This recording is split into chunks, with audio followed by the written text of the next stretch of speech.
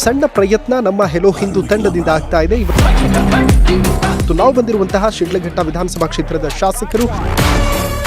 ನಾವು ಈ ಮಟ್ಟದಲ್ಲಿ ರಾಜಕಾರಣ ಮಾಡಬೇಕಾದ್ರೆ ನಮ್ಮ ಗುರುಗಳು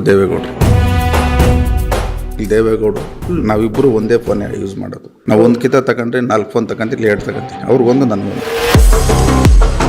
ಸ್ವಾಮಿ ವಿವೇಕಾನಂದ ಸ್ಟ್ಯಾಚ್ಯೂದು ಒಂದು ಫೋಟೋ ಬೇಕಂತ ಸ್ಯಾಂಡ್ಲ್ವುಡ್ಡಲ್ಲಿ ಮಾಡಿಸಿ ನರೇಂದ್ರ ಮೋದಿಜಿ ಅವ್ರು ಕೊಟ್ಟು ಆಗ ಪ್ರೈಮ್ ಮಿನಿಸ್ಟರ್ ಒಂದು ಮಾತು ಹೇಳಿದರು, sir you touch my heart ಅಂತ ದೇವೇಗೌಡರು.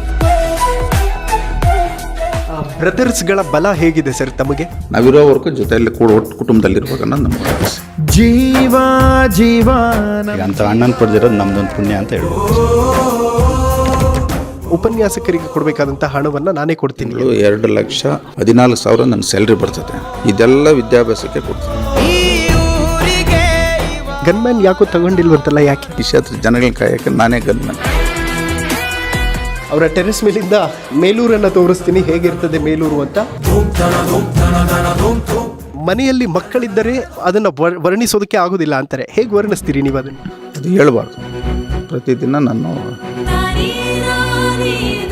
ನಾವು ಆಸೆ ಇಟ್ಕೊಂಡಿದ್ದೆ ಒಬ್ಬ ಮಗಳು ಅನ್ನೋದು. ಕಾರಣಾಂತರದಿಂದ ಆ ಥರ ಆಯಿತು. ಮತ್ತು ನಮ್ಮ ಮನೆಯಲ್ಲಿ ಇನ್ನೊಂದು ಹೆಣ್ಣು ಮಗು ಹುಟ್ಟಿ ಆ ಮಗುಗೆ ಹೆಸರಿಡೋವರೆಗೂ ನಮ್ಮ ಮನೆ ಬಿಟ್ಟು ಆಚೆ ಹೋಗಿಲ್ಲ. ಈ ಯಾರೇ ಹೆಣ್ಮಕ್ಳು ನೋಡಿದಾಗ ಮಗಳು ಅನ್ನೋದು ಜ್ಞಾಪಕ ಬರ್ತದೆ.